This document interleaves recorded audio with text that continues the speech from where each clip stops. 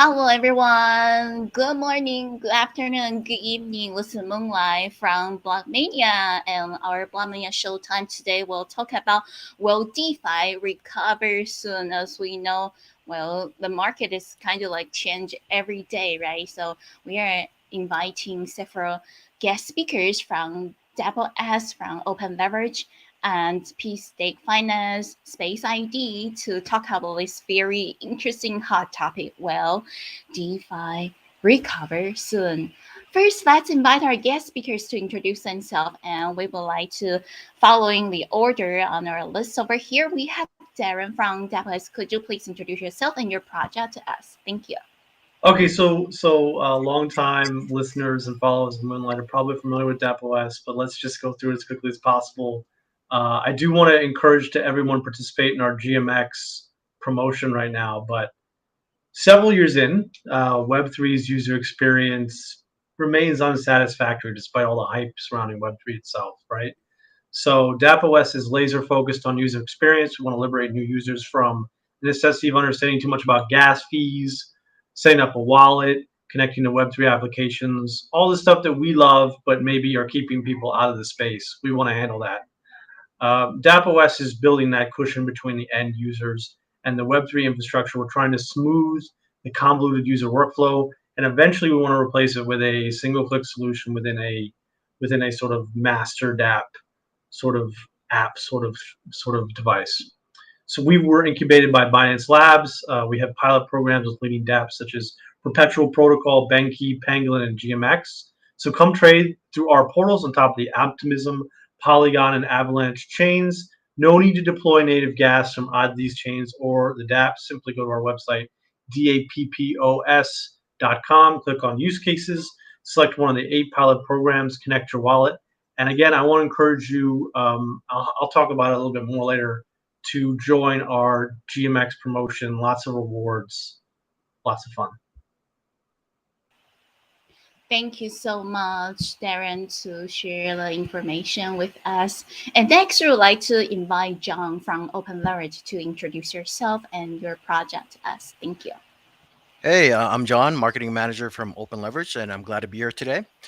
Open Leverage is a permissionless margin trading and lending protocol with aggregated DEX liquidity, enabling traders to long or short any trading pairs on DEXs efficiently and securely.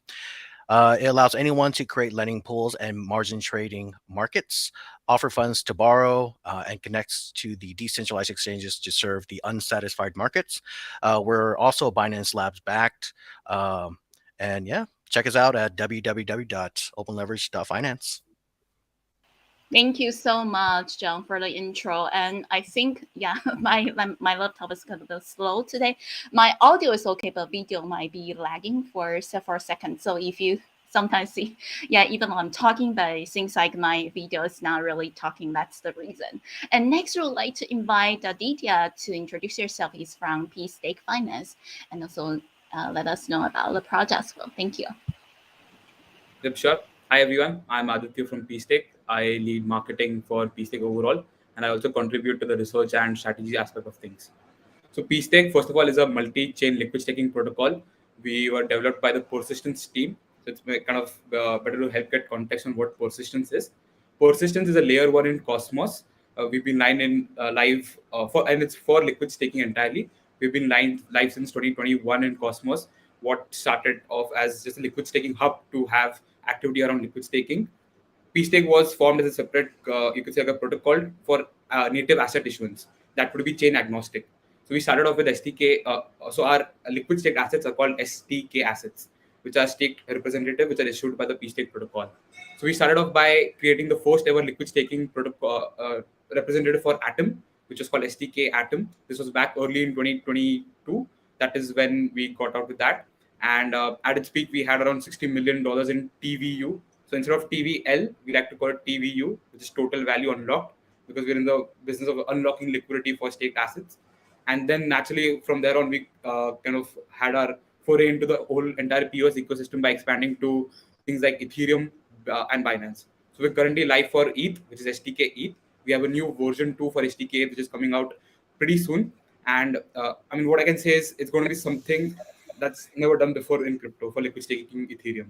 So look forward to that. For Binance, we have STK BNB. We were also incubate, or rather, a strategic partnership was made with Binance Labs for creating STK BNB. And yeah, that's pretty much us. Awesome. Thank you so much for the intro. And next, we would like to invite Harrison. He's a BD manager from Space ID to introduce yourself and also your project to us. Thank you. Sure. Yeah. Hi, everyone. I'm Harrison. I'm BD manager at Space ID. We're a universal domain name platform where you can manage, trade, register, and pretty much interact with your domain names all in one place. We're working on bridging the gap between Web 2 and Web 3, making it easier for social interactions on chain, as well as just providing a more seamless user experience where you can access your identity without having to, forego the complications of just interacting with straight crypto wallet addresses. So we're also Binance Labs backed, recently launched on the Binance Launchpad. And since then, we have two major top level domains on BNB and Arbitrum. We also support ENS because we're an aggregator of the entire domain name space and plan to continue to offer other chain support as well. So really just working on simplifying the identity process in Web3. Awesome. Welcome, Harrison from Space ID to our event today. And let's go to the topic.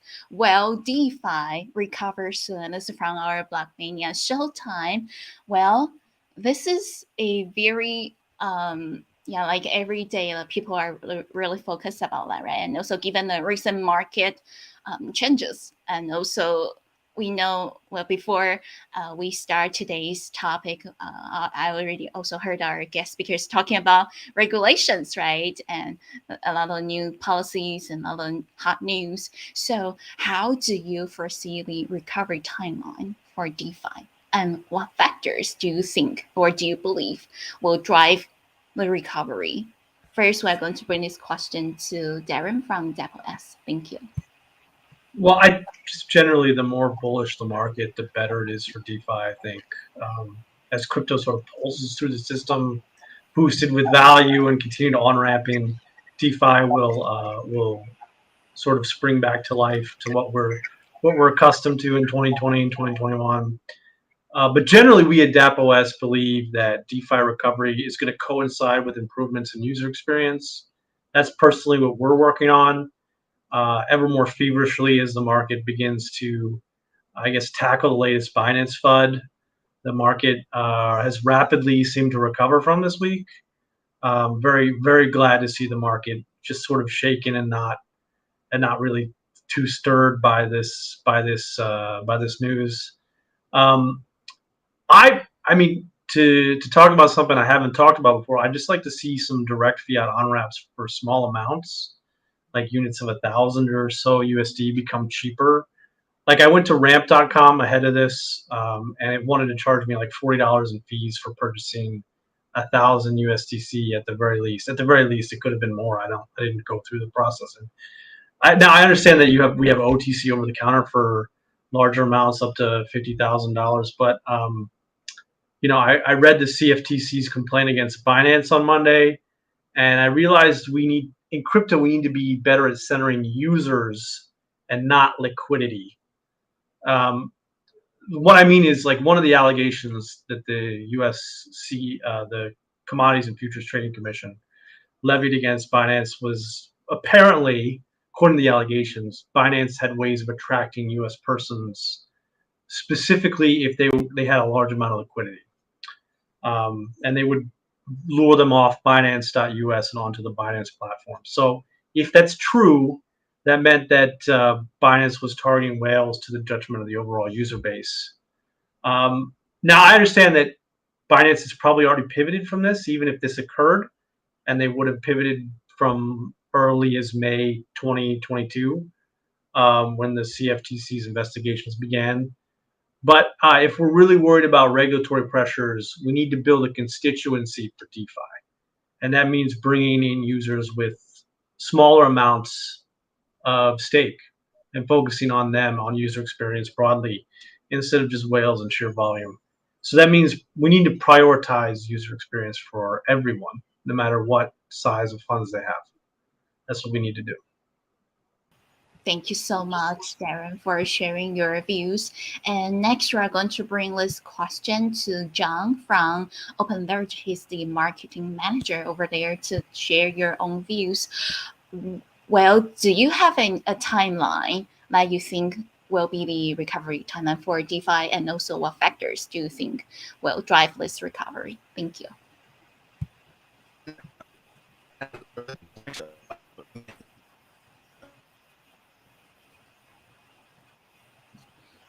Of the industry. Sorry, John, I'm not sure if it's my Wi-Fi or how about Adita and Harrison. I'm having trouble. I'm having trouble Oh, hearing him. okay, Yeah, yeah, it's John, pretty. Same here. yeah, John, maybe you will need to find a better Wi-Fi connection.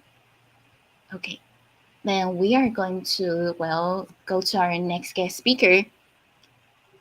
Tia, I hope I pronounced your name correctly, marketing and strategy from P Yep. Stake Finance. Thank you. Yeah, it's Aditya, but yeah, that works. Yeah. So I think again, it'll be. I think it's going to be very hard to predict a timeline as such when things will maybe turn around, or even be able to pinpoint a certain moment. Because I mean, all that we know, or all the fact that we know, is that crypto markets are cyclical in nature. So we can maybe just predict that maybe uptick is going to come. But I think there's not only maybe one particular factor that maybe brings us to that, but a combination of multiple things or multiple developments that are happening throughout maybe crypto ecosystems. And that is not just maybe the Ethereum market or the Binance market, but something like Cosmos, even for something like Cosmos. So I think there's like a few key developments that are currently happening, which I just point out, or I feel that are very important for the development of maybe DeFi in these ecosystems, which in general will kind of maybe be the turnaround for DeFi. So if we maybe we'll start off with the Ethereum network first. Obviously, we have the Chapela Shanghai upgrade. It's scheduled for 12th of April, if I'm not wrong. Huge eyeballs on maybe liquid staking in general, or just the staking of Ethereum. I think people have been talking about it as something that obviously allows for withdrawals to happen for staked Ether. But then you can also look at it in a way that, because not that much ETH is currently staked on the network, right? Because there could also be an hesitance to not do it because the liquidity of such maybe liquid staked ETH right now is not that high. But what maybe withdrawals will allow you to do is also maybe encourage new stake to come into picture. So that would again, be a market for what happens with this new stake fee. Should someone, set up their own nodes by going through the havoc of maybe staking their ETH normally, or just maybe select a liquid staking provider. So that is maybe something that would encourage, I feel, new staked Ether to come into existence. And obviously, there is the whole talk of the town, which is L2s. Arbitrum obviously had their airdrop go very recently. There is a lot of developments on Optimism. All major DeFi protocols seem to be going there, which is also where PSTEC would be kind of naturally gravitating towards as well, in terms of getting our STK ETH product out there. But there's a good fact that I just read. This was on a Dune Analytics dashboard, which said that the gas usage of Ethereum L2s on the L1 itself is at an all-time high. So that just kind of again goes to the fact that there is activity happening on L2s, which would in a way lead to most on-chain activity, which is currently DeFi, migrating to these L2s. So more and as Darren mentioned, right, because it's a good, we need to build for user experience, and L2s in general have that greater user experience, whether it comes to fees or just ease of usage of protocols. So I think that's something that will help maybe further propel DeFi on Ethereum. On Binance, I feel obviously we have these huge new protocols coming to Binance. I would say existing protocols coming newly to the Binance ecosystem. I mean, we obviously know Uniswap is already live. Euler, who sadly, I mean, we got good friends with the Euler team, and they recently sadly got hacked for a few $1 million. But I see that they're negotiating with a hacker, so that's good to know as well. But then the news for Euler to come as well. I also saw that there was a recent temperature check for Aave V3 to be deployed on BNB. So again, that's huge news for just the BNB DeFi ecosystem in general. So newer protocols coming in, and plus existing protocols kind of upping their game for just liquidity basis. So we have PancakeSwap, for example, who's coming up with their V3. I think they announced a launch date for sometime early in April, if I'm not wrong. Then there is Thina, who just came up with the whole V33 model to the BNB ecosystem by surprise, and they are like one of the top dexes. They are coming up with concentrated liquidity. Then there is protocols like Wombat, who have state of the art stable swap liquidity providing mechanism. So everyone seems to be kind of again building for liquidity, but that liquidity is something that also helps liquid staking protocols, maybe like pstake, Stader, Anchor, and the likes of that. So that's another angle to look at there in the Binance ecosystem. And finally, I'd say maybe third, which I'm currently rather I follow very closely, is the Cosmos ecosystem. So Cosmos, for maybe our viewers who are not that aware, is an interoperable ecosystem of blockchains. These are individual sovereign blockchains that can speak to each other. So it is as if Aave was its own blockchain, is it as if MakerDAO was its own blockchain, and they are now able to speak to each other. So that is what maybe the whole Cosmos vision allows you to do. So, I mean, a very big news is that DYDX is moving to Cosmos, to its own chain, which would be a Cosmos SDK enabled chain. The second thing is there's a recent announcement. There's a new chain called Noble, which is launching native USDC. So before this, there was USDC was just being bridged from maybe Ethereum to Cosmos through bridges like Axelar and Gravity. But then now there would be native issuance of USDC, and we've seen that most probably till date USDC or other stable coins seem to be the most closest to a product market fit for crypto in general. So that fresh flow of capital to the Cosmos ecosystem should also kind of help bolster the DeFi environment. And the third obvious is, which I can't help but talk about, is liquid staking. Persistence is used in Cosmos. We have friends over at Stride and Quicksilver who are also doing liquid staking. But our vision is to have that hub for liquid staking, wherein it's not just the issuance, but also the DeFi activity around it. So we are built. So Persistence issued, rather built pstake as a native issuance arm, whereas there are external teams called Dexter, which is a DEX for liquid staked assets specifically. So it does kind of focus on that. So we have like metastable pools, which are again never done in Cosmos before, coming to Cosmos. Then there is another protocol called Bamboo, which is a borrowing lending protocol, again specifically for liquid staking. So yeah, I think these kind of developments in general together, it's as if the sum of these parts will be bigger than these individual parts. Is kind of what maybe will help propel DeFi from here. Yeah, and sorry for my monologue, but yeah, that's what my thoughts are here. Thank you so much. Yeah, we likewise share a lot of details about your views on this topic. And yeah, please do so. And next, we are going to bring my phone to Harrison. He's a Space ID BD manager. We would like to learn from your views. When do you think will be the what do you think will be the recovery timeline for DeFi, and also what factors do you think will drive this recovery? Thank you.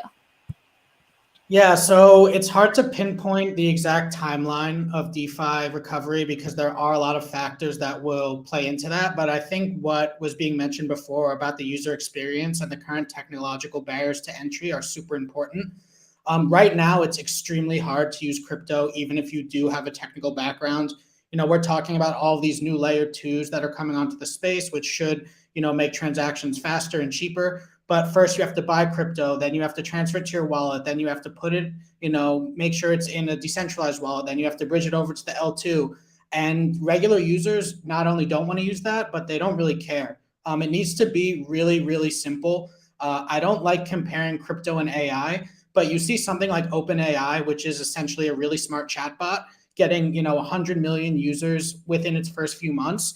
And that's the envy of every crypto project. To even the biggest ones have 100,000, couple 100,000 users, on a weekly or monthly basis, which is considered somewhat of a failure or not as exciting in the Web 2 space. So I think all of these upgrades are really important and will set the pace for the future. But we need to have applications that are actually usable for the regular person, whether this is gaming or social applications, even something like NFTs that kind of push that last wave of interest into the crypto space over the last few years.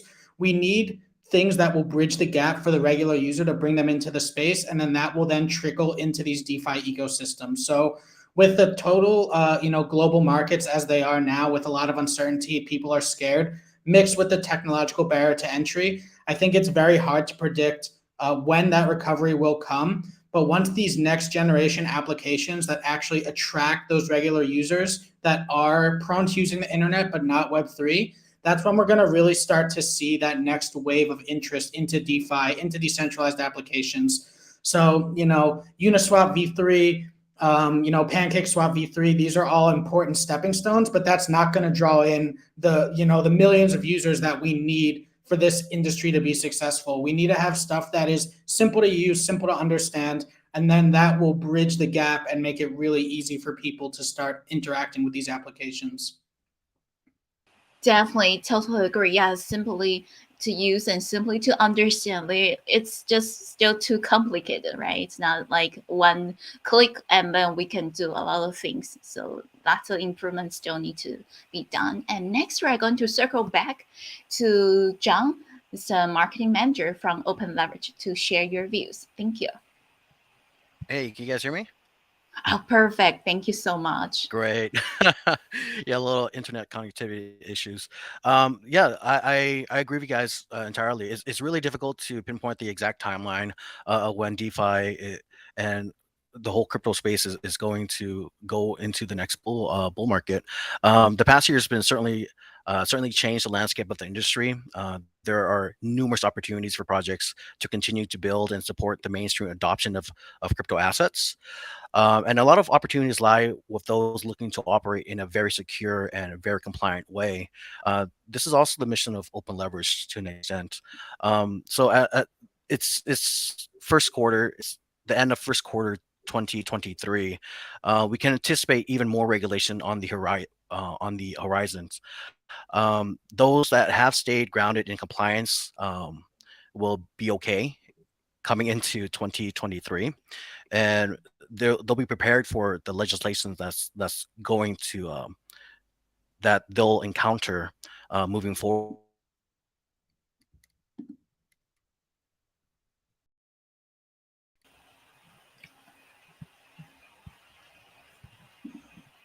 Awesome. Just want to make sure that John, you have finished sharing, right? Or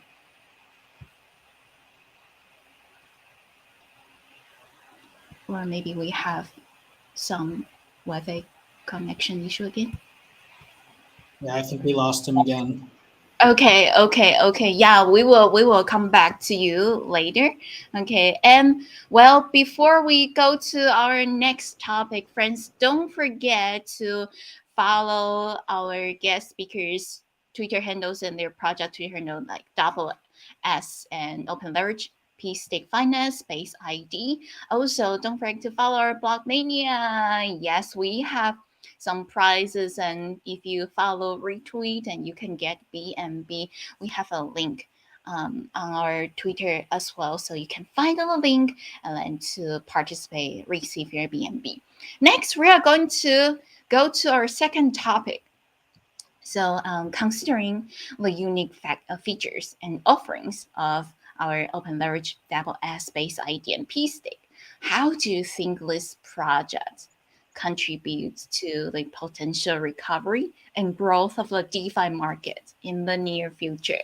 So each of our guest speakers can, based on your project's views, and then to talk about how do you contribute, how does your project contribute to the DeFi market?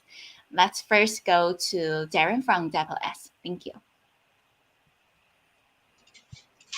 Okay. So DAppOS improves user experience. That's our goal. That's why our partners come to us. They want to know that they can deploy their current contracts on our software development kit with minimal fuss, but have access to a great front end. Now, what does user experience mean?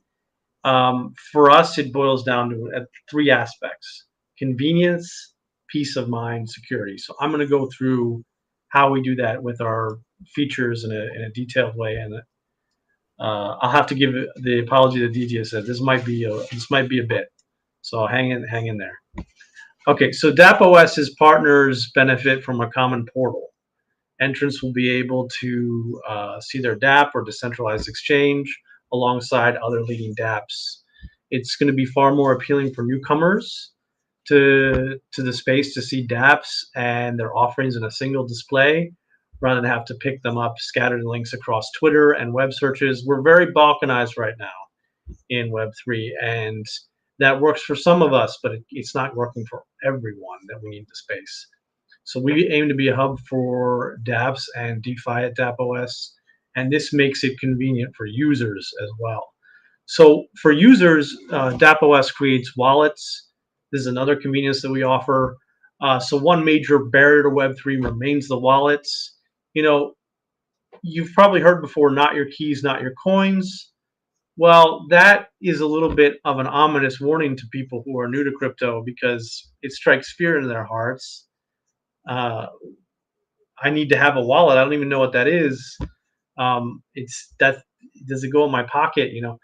Um, so for newcomers who are increasingly associating crypto with losses and scams, they don't want to have to purchase a cold wallet, or they don't have to go through the hassles of setting up a hot wallet. So DAppOS does that, at least for the hot wallet. Not only that, we're gonna create multiple avenues for password recovery aside from the 16 or 32 letter passphrase. These recovery methods will be as secure as a traditional method, but easier for new users to the space. Think of something like a three-factor authentication. Secure, but if you lose everything, you won't lose everything. Another advantage of DAppOS is confirmation for an entire operation only requires a single signature. Now, let's explore how this offers users peace of mind. Currently, in most wallet transactions, there are confirmations required for each iterative step, some of which are necessary subsidiary steps in the chain. We at DAppOS eliminate all these extra steps. DAppOS does this in part through streamlining gas fees. So it allows BNB or ETH holders to pay gas on whatever chain they're using in BNB or ETH or even DAI. So we have a partnership with MakerDAO as well. This is no minor feature. Repetition would be a smaller problem if it did not open up exploits for scammers and hackers. A streamlined workflow is going to mean better security, just as it's safer to travel from point A to point B directly without stopping at points H, G, F, E, D, C first. Security is another thing we offer. In addition to the peace of mind of convenience and access and less anxiety, we actually offer fundamental security. It can be intimidating whenever you connect your wallet to a new portal. I mean, I feel that whenever I try a new DeFi service. It's like, oh, is this the right one? I hope so. There we go. To return to the original prong that I discussed, the common portal shows that we only cooperate with reputable and established DeFi protocols. But we also eliminate the need for bridging, which is where more than half of the exploits have been lost for DeFi. The bridging has been the problem for DeFi. Traditionally, the smart contracts are pretty good. But furthermore, our token's major utility will be as a backstop for the user. What I mean is, if there ends up being a total loss or exploit, and we're going to try to prevent that, but it happens, our nodes will absorb the loss. So every node is going to be over collateralized for each and every transaction that a super node will select it to operate. So this means that the nodes will be on the hook for security, not the wallet operator. So that's security and peace of mind. So that's what we try to do at DAppOS. Got it. Thank you so much, Darren, for sharing a lot of things that DAppOS can do to help recovery and also to grow the DeFi market. Next, we're going to go to our next guest speaker, see if John, if you could hear us now. Thank you. Yep. Can you? I'm sorry. Can you reiterate the question? Oh yes. The question is from do you mind to use from open leverage standpoints viewpoints that to talk about how your project contributes to the potential recovery and growth of the DeFi market? Thank you. Yeah. So as the industry moves into 2023, we're open leverage is trying to expand and create more partnerships, and we're actually instilling more and onboarding more users to try out our margin trading and leveraging and now borrowing over collateralized borrowing features, so that we're trying to become a middleware within the industry, the crypto space. And so with that, I think we're trying to promote the growth of crypto, with all these partnerships and becoming a multi-chain protocol to create more awareness within all traders in the crypto space. So I think with that, Open Leverage is continuing to grow and is continuing to promote DeFi within the crypto space.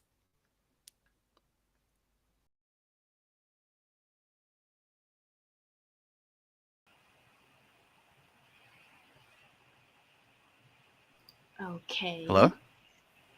Hi. Okay. Yeah.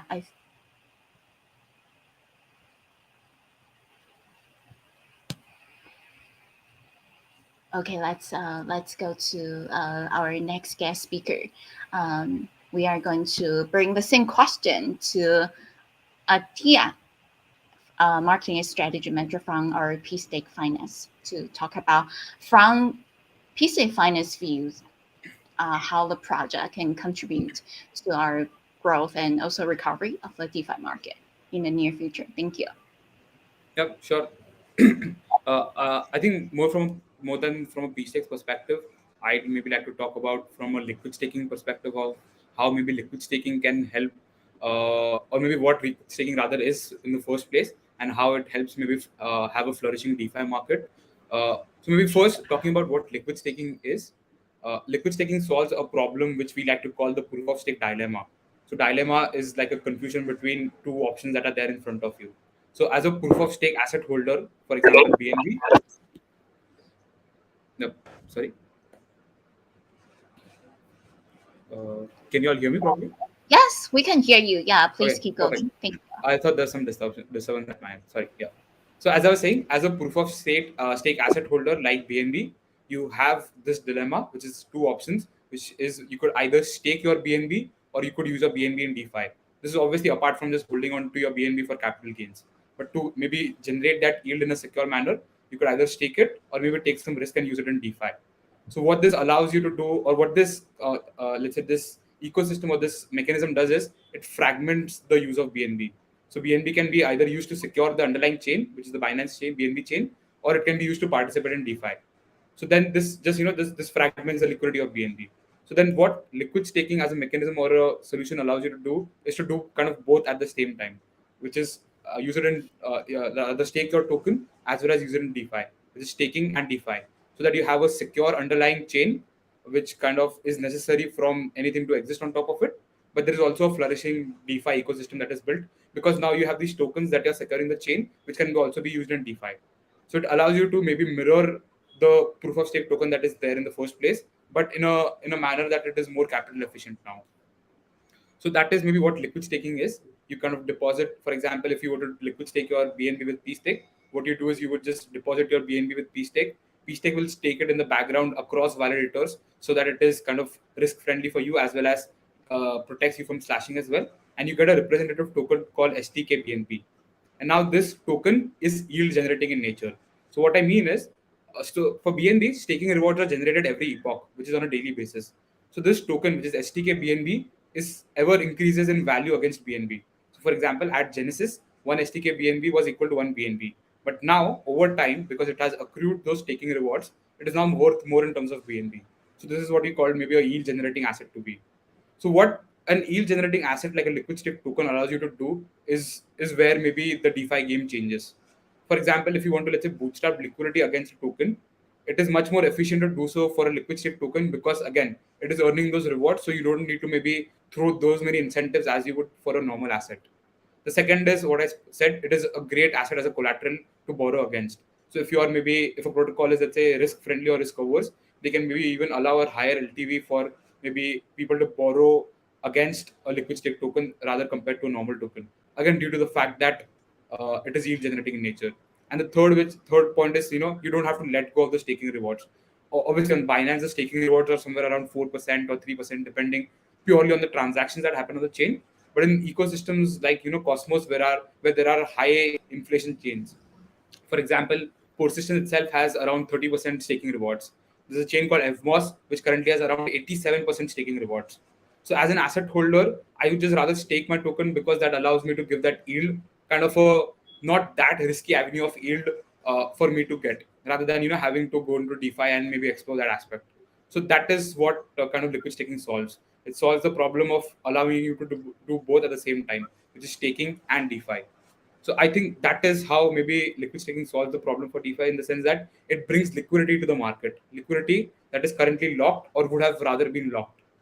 As an example, let's say if you look at BNB chain, if I'm not wrong, the staking ratio is currently at 16 odd percent.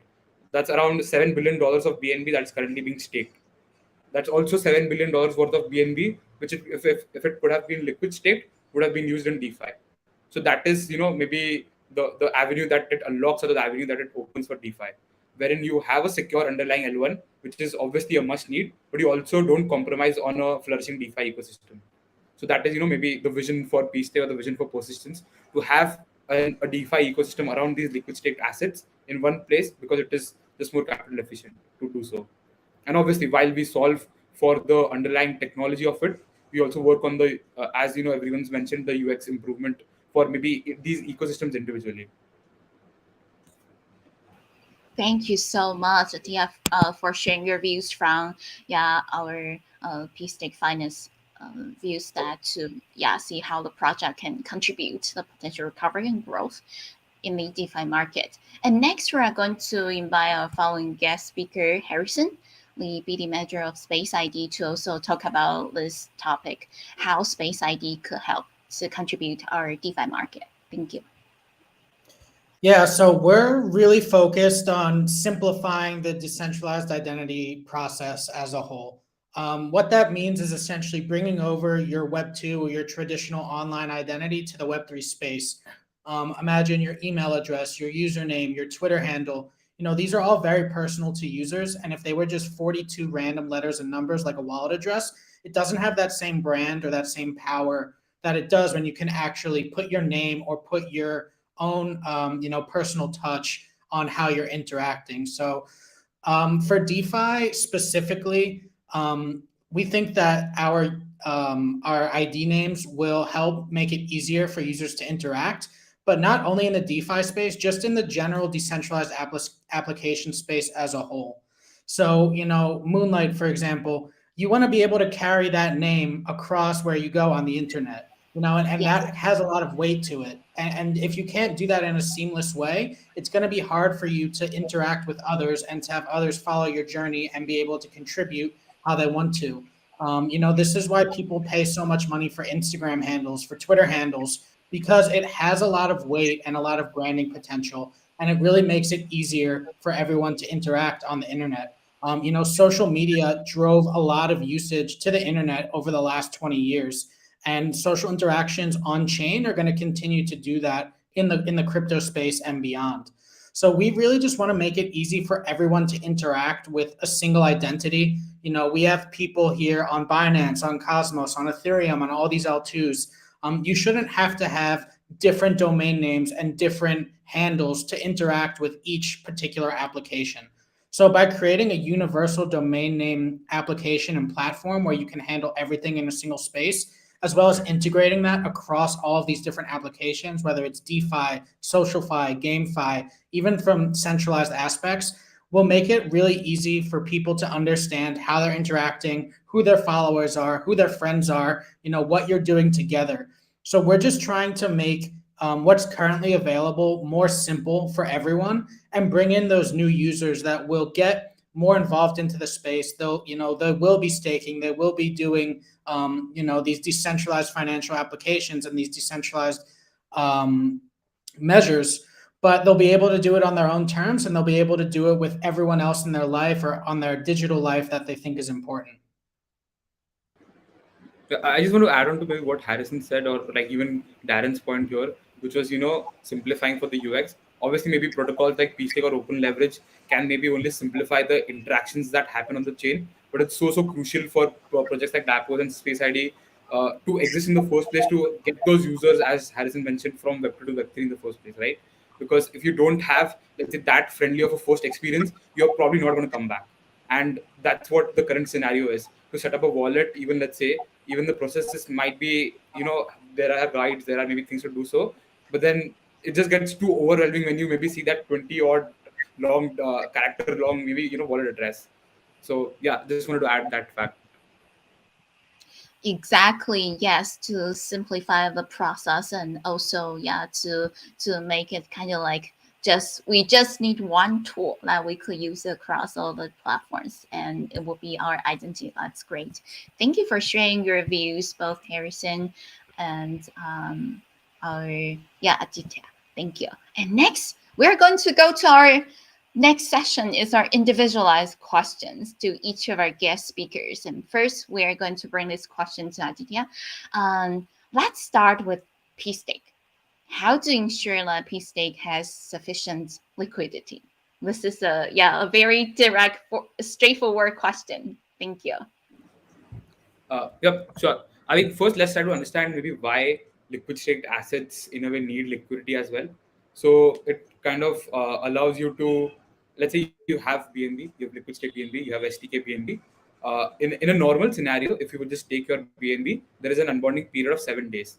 So let's say there are for whatever reasons I need, let's say my BNB back, which is currently staked, and this is normally staked. I would have to unstake my BNB, wait for 7 days, and then I get my assets back.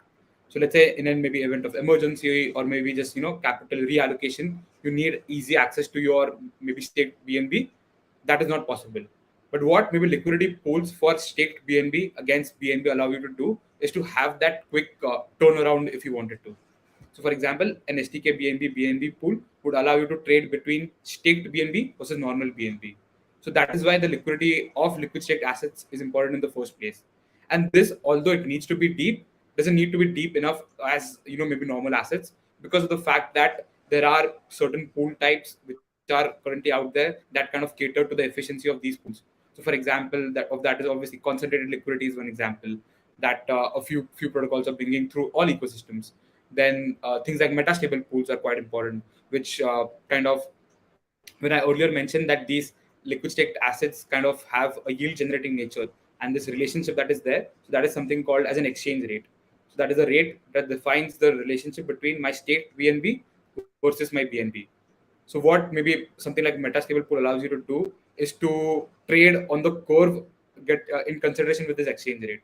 So your liquidity is shifting on maybe the underlying pool itself as your value of the asset is changing. So what this does is this kind of negates impermanent loss in a way. Plus, because these pools are also friendly in nature, you could say to impermanent loss. For example, if let's say I have some amount of STK BNB, some amount of BNB, IL would just kind of result in me having one of the asset more than the other, which I'm still kind of again comfortable with because it's more or less the same part of one asset. So in that sense, liquidity of you could say staked assets are important. But coming to the question, how do we ensure this is kind of again with the strategic partnerships that we have in ecosystems where we go to ensure that both traders as well as liquidity providers have a good experience of using of liquid staking their assets. So yeah, that's my 2 cents on that. Thank you so much for letting us know about yes. To also to let us know that how P Stake has sufficient liquidity. And next, well, we are going to let's double check if John is back over here. Hi, John, can you hear us? We have a Yeah, I can hear you clearly. awesome. We have this following question. Yeah, just specially designed for open leverage. So this is a question for you. And could you please also introduce the permissionless liquid market feature open leverage launched yesterday?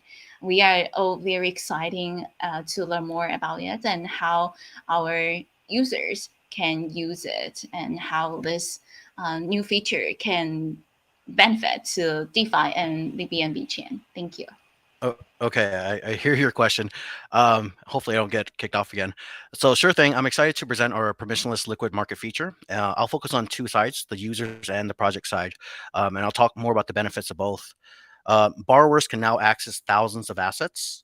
Unlike other lending protocols, which only supports a limited amount of tokens for deposits and borrowing, Open Leverage allows any user to create a lending marketplace for any token pair, including the ability to use altcoins as collateral and borrow against other tokens. More assets to borrow for your collateral. Hello? Yes, we can hear you perfectly. Okay, whoa, scared me. So there's more assets to borrow for your collateral. So we provide a key advantage over other lending platforms by allowing users to borrow more with the same collateral. For example, depositing $1,000 worth of BNB on other protocols usually enables access to about $600 in USDT, whereas with open leverage, users can borrow up to $640 in USDT for the same value of BNB. So increased borrowing power can provide users with greater access to capital for their investments, whatever they want to do with that extra fund. Earn while borrowing with our Genesis Permission Liquidity Market Campaign. Currently, we have our Genesis Permissionless Liquidity Market Campaign right now, which offers a unique opportunity for borrowers to earn rewards through our third-party rewards and Genesis Permissionless Liquidity Market Campaign. And it provides rewards from both our partners and projects, offering token rewards for over-collateralized borrowing pairs. In addition, we're incentivizing users to use our lending feature by offering rewards to lenders, including interest provided by borrowers and OLA rewards from our platform. Users can actually view their APY incentives on the Open Leverage page. So it provides a clear and transparent way for them to monitor the rewards and lending activities. We have competitive rates and rewards. So it's a very compelling option for users seeking to participate in over collateralized borrowing or permissionless liquidity markets. And it offers a new level opportunity for both borrowers and lenders. So for the opportunities for lenders, it unleashes your altcoin holdings. With our feature, it enables users to obtain more funds using their existing token holdings as collateral. And this could be long tail tokens. And it enables them to diversify their portfolio and invest in a wider range of tokens and spreading risk and optimizing potential returns. Farm and LP without price impact. Users can borrow instead of swapping. Usually when users want to get into a different token, they would swap. But with the permissionless liquidity market, they can actually borrow tokens of their choice to take advantage of arbitrage opportunities without having to pay for the cost of fees, slippage, or price movements. Risk management. Our feature actually enables users to hedge their positions by borrowing tokens that are inversely correlated with their current holdings. And this helps to mitigate potential losses in case of market volatility. We also provide support for projects.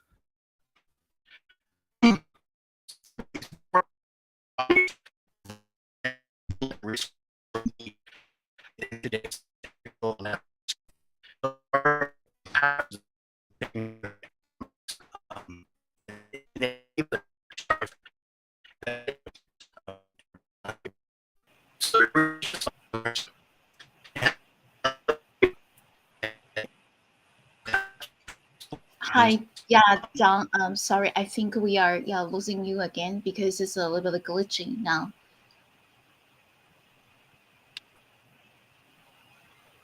Would you like to try again to connect a different Wi-Fi? Okay, that's okay. We can come back to John later when he's ready. And next, we're going to bring the question to Harrison from Space ID. Yeah, we also know that having a unique identity is really important, right? But how will DID empower DeFi recovery? And what kind of DeFi app scenarios will Space ID have in DeFi? Thank you. Yeah, so I think the main possibility that we present is that you just get a customized touch regardless of what you're doing, whether you want that to be your actual name. For example, my last name is Seletsky, my domain name is seletsky.bnb, or if you wanted to do something that was anonymous or pseudonymous, like on Twitter, we'll see people that go by their CryptoPunks or their Bored Apes. So you can still have your identity without fully revealing yourself. And this makes it really easy for others to understand what you're doing. So there is that interesting discussion between transparency and privacy. But what it allows you to do is just make all of that an easier format to understand. So for example, if I wanted to see, a list of 50 wallets that were staking or that were, giving out loans at certain rates, being able to track each wallet based on solely the characters of the wallet, those 50 letters would be very, very complex to track. Same with gaming, same with chatting, same with trading. So being able to put an actual easy to understand identifier to your Web3 identity, it makes it easier just to understand what's going on within the space. So there's so many applications that this can relate to. I think gaming, social-fi, the metaverse. The metaverse doesn't really exist yet, but these interoperable applications and games and ecosystems. I think having a verifiably unique digital identity is going to be very crucial to building out that brand. Whether you're in a clan, whether you're doing it by yourself, people aren't going to just be able to track your wallet address, but they'll be able to track you directly. So there does get a question of privacy there, because everything will be much easier to understand and be easier to read. But I think generally that's what a lot of people go towards. You follow your favorite people on Twitter. They will have some privacy aspects. Maybe they'll have a second account, but they'll be able to use their brand and their power and their knowledge to kind of push their audience, push their friends, and push the people that are following them. So I think it just provides a really seamless way to introduce a lot of these new users or established users to what they're already comfortable with online. So yeah, I think gaming and the social applications are really where it's going to take off. And then we'll also see that trickle off into the DeFi realm. Thank you so much, Harrison, for sharing your views. And yes, yeah, we definitely do hope that we can having our own identity, right, in Web3, and also we could use it in more different ways in the DeFi space. And next, we are going to bring the question to, let me see, maybe we can, yeah, well, let's go to Darren from Dappless. This is a question for you. We know that Dappless has cooperated with a lot of well-known DeFi projects and in the industry, right? So what problems does Dappless solve, and how can it improve the crypto space? Thank you. Okay, can you see my screen that I'm sharing? We will need Justin's help to bring it up to the Oh, stage. okay. Yes. So let's see here. Yeah, see if, yeah, and sometimes Justin. yeah, I know sometimes the team has meeting at the same time. So yeah, he might be Okay. back, but might not I be just able thought to. I just thought instead of me monologuing, I could just show you the site, and then I could show you what we do with our partners. I did hope to show you a little bit of our GMX campaign. We're trying to get people to buy and stake GLP. You can go to gmx.dapos.finance to get that, and then go to the referrals section. Is it coming through yet? Here we go. Here we go. Yes, now See? we can see it. Okay, so let's start from the beginning. What do we do for our partners? This is literally what we do. I wanted to show you. We have this is our page, dapos.com. You come to use cases. Just click on use cases. You don't need to click on dApps. And you can see here are our partners. Here are partners. And you can just click on this and launch the dApp. And you see this is what would come up for GMX. And then you can just go ahead and connect your wallet and trade there. And then you got that leverage bar that GMX offers. Lovely. So we have a campaign right now because GMX is our newest partner. We are trying to get people to buy $50 worth. That's all. $50 worth of GLP and stake it. But a lot of the rewards are going to go to people who also make referrals, which cost you nothing. So perk number one, you can see here, buy a minimum of $50 GLP and deposit it for at least 72 hours. 72 hours, not a long time. And then you can stake your GLP and your reward. You're going to earn AVAX, Avalanche token, which is a great token on its own. And of course, you can see we are on the Avalanche chain through our partners as well. And then refer your friends. That's the big prize. That's 12,000 USDT. And you can see the total bonus is quite a bit. Excuse me, $20,000 prize pool. This is serious. So we want people to participate. This is a leaderboard here, and you can see all the heavy hitters here. But I want to get down on the leaderboard to show you that you don't need a lot of participation to get some rewards. You can see these people have staked about $50. They're getting some bonus, but their bonuses will be a lot bigger if they had more referrals. So refer as many as you can and participate in our campaign. And that's kind of what we do for our partners. Is we open that portal up and allow people to use the dApps connecting through the portal, and we promote them through campaigns like this. So I'll stop sharing. Brilliant. Thank you so much for sharing the information with us. And well, should we go back to John again over here? Glad to talk about Oh my gosh. yesterday. Oh, no worries, that happens. So sorry. My internet is really acting up today. I don't know what's going on. Are we on? What was the question? I'm sorry. The permissionless liquid market feature. Mm-hmm. So currently we have our permissionless liquidity market feature out, and we also have our Genesis permissionless liquidity market campaign going on, which offers users a unique opportunity to borrow and earn rewards through third-party rewards and through the Genesis permissionless liquidity market campaign. So which provides rewards from both of our partners and projects that offer token rewards for over collateralized borrowing pairs. And we're also incentivizing users to use our lending feature by offering rewards to lenders. So we're having a lot of support for projects and users, and I think I dwindled out at the end of the users support and benefits. So I'll talk about the projects. So for project side, we're reducing seller pressure for projects. We're enhancing their LP liquidity, and we're improving their tokenomics and providing more access to their capital through our newest feature. Reducing seller pressure or over collateralized borrowing allows communities and projects to access liquidity without having to sell their assets, which helps reduce selling pressure on the market, and it enables projects to leverage their native tokens as collateral to secure funding through over collateralized borrowing.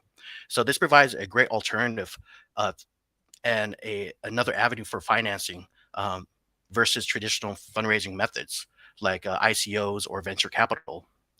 And so we're rolling it out, and we're hoping a lot of more users can come experience our newest feature.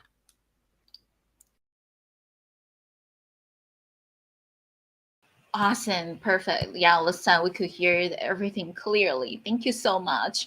And the last question over here, well, we wanted to go deeper about each of our guest speakers' projects, and also we would like to learn about some upcoming plans or important milestones that your project has been through and share with us. So yeah, and so since like well, today is March 29th, right? We are about to finish our quarter 1 in this year. Time really goes by pretty fast, right? So can each of our guest speakers share with us what can we expect from your project in the quarter 2 or beyond? Let's go to Darren first. Thank you. Yeah. Normal people might say it's April already. We're like, it's quarter 2 already. So we are going to continue to have campaigns like the one we have with GMX to celebrate each of our partners. And there's no reason to expect only one campaign per partnership. In quarter 2, we're going to be continuing to building on all fronts. We're going to tighten our SDK integration for the ETH and DAI pairings. I cannot give anything away, but if I can indulge myself in a baseball analogy, our next partnership may be a bit of a curveball from what we normally offer. Of course, we are working hard as we approach token release in quarter 4. We know that the bull market may be coming sooner than later, so We're developing our back end so that we can release our token, get our nodes and our routing structures up, rather than simply just improving our pilot program. So trying to get everything together for the token release in quarter four, which continues to be the priority. That's it. We are working hard here at DAppOS to realize our vision of a better user experience, giving people convenience, peace of mind, security.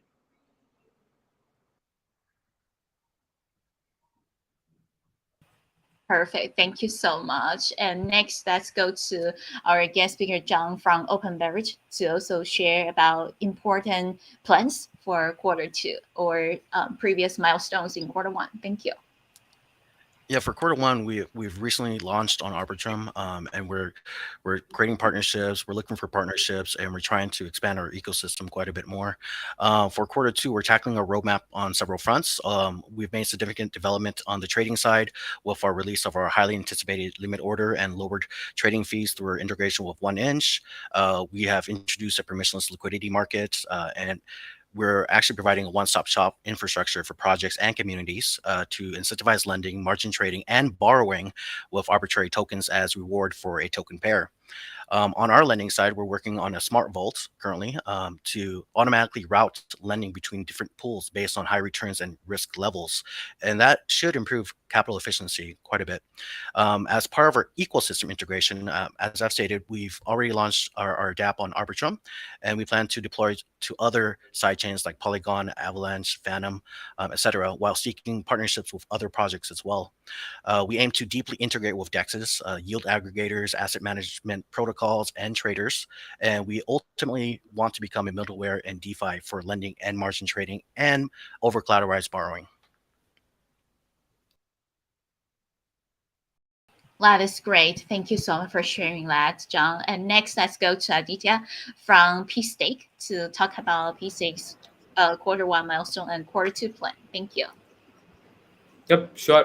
I mean, there have been, I'd say like the past few months have been time for us to just kind of put our heads down and work on product development to get the V1s for all our base SDK assets out there, which is currently for BNB, Atom, ETH, and XBRT. So I'd say we did like a few strategic partnerships also in the last quarter. We partnered with Cefu Global, which is formerly Binance Custody, for the institutional custody of both P-Stake token as well as STK BNB, which would allow maybe larger institutions or larger whales to kind of get into the liquid staking game. So that was like a huge milestone for us. But then I'd say in the next quarter, it's all about just developing from here, getting our products to be more efficient and kind of building more features for each one of them. And also maybe focusing to deepening the liquidity that I spoke. So currently, for example, we are one of the top pools on Thena. We are like the number 4 pool on Thena with around 7 million in liquidity. So the goal is to kind of bolster that a bit more. Similarly, for PancakeSwap, at 1 million currently, the goal is to bolster that. Wombat, same thing. So for BNB, that is the goal, as well as kind of a new V2 for STK BNB, which would allow users to kind of again increase the user experience of the overall tap, as well as some chain level upgrades in line with the BNB chain. And obviously, we have a huge array of integrations coming soon for STK BNB specifically. We have the Venus isolated lending markets that is going out soon, and any new protocol that kind of also maybe comes to BNB, we'd be keen to speak to. Then for STK Atom, I would say specifically, so the native version for STK Atom was launched only 2 months back. We're already at around 270,000-ish Atom, which is, if I'm not wrong, around $3 million worth of Atom staked with P-Stake, or rather liquid staked with P-Stake. So the product has been out there for the last 2 months. It's kind of maybe testing the waters of the market. We also got a new audit done in that time, but now is the time for maybe the push for traction there, wherein we'll be growing very aggressively to kind of gather the share for liquid staking on an Atom. Then on the STK ETH front, I think it's one of the most interesting things that we're doing out there. I mean, again, as kind of maybe what Darren said for their next partnership, what we're doing for STK ETH, I can't share like maybe the exact details of it right now. But all I can say is it's the technical architecture that we're building that will solve for user experience at the end for ETH, because currently the fees for ETH are very high. The kind of the involvement of L2s and things like that are kind of confusing for users. So what the STK ETH V2 would allow you to do has never been done before has never been done before by any liquid staking provider for ETH. So this will be a first in crypto, the technical architecture that STK ETH V2 will have. So you can look out for that as well. We'll have a V2 for STK XPRT out too. That is also something that is in the work. So that is maybe from the P-Stakes perspective. So from the persistence perspective, which is the layer one in Cosmos, our goal or our aim is to be the liquid staking hub for POS. So that goes to Cosmos and beyond. So in that aspect, we recently launched, or rather a team called Dexter launched on the chain. As I mentioned, Dexter is bringing efficient liquidity for liquid staked assets with meta-stable pools. So this is the first time in Cosmos that there is meta-stable pools, and that is on Persistence, the liquid staking hub of Cosmos. There is also a boring lending protocol called Bamboo, which is going to be built on top of Persistence. And once maybe these kind of ecosystem pieces are there in place for liquid staking, we would then also consider bringing assets that PSTake issues outside of Cosmos to bring them to maybe this hub. So, for example, we'll look into maybe getting STK BNB to Cosmos. We'll look into getting STK ETH to Cosmos. And for STK ETH, because the current advancements are such wherein you don't need to necessarily use a traditional bridge. You could go with scaling solutions like ZK bridges and things like that, which would kind of involve super interesting maybe advancements. So yeah, I mean TLDR, our V1s are out. Our focus is now on maybe getting that traction with V2s as well as kind of onboarding more and more users.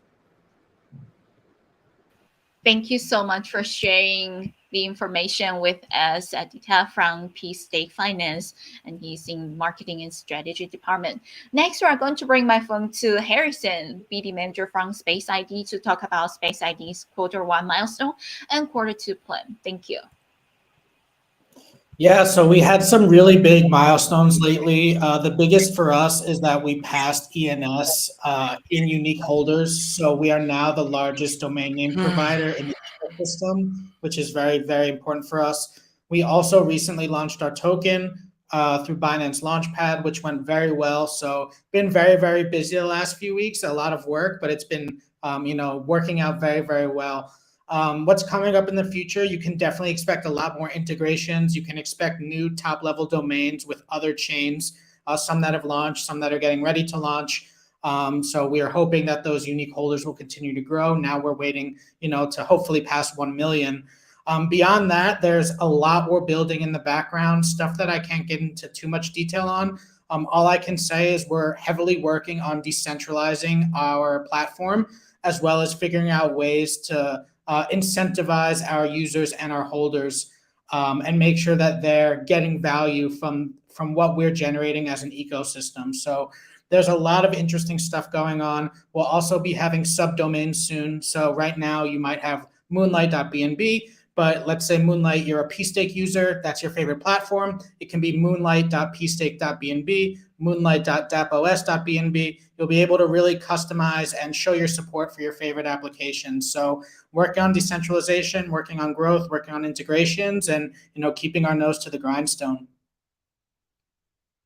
Perfect. Thank you so much, Harrison. Yes, and definitely need to check our personal identity in Web3. Right? It's really important. And once again, appreciate everyone for sharing a lot of your great views, and for the past an hour and about 10 minutes with us. We have a lot of audience watching us through different social media platforms, including Binance and YouTube. And once again, really appreciate your time. Looking forward to seeing everyone next time. Thank you. Thanks so much. Thank you so much for having us. Thanks for having us, Moonlight. Thank you. Thanks for having us. Thanks, Harrison. Thanks, Darren. Thanks, John. Good speaking to you. Yeah, see you soon. Thank you so much, BlockMania, for hosting us.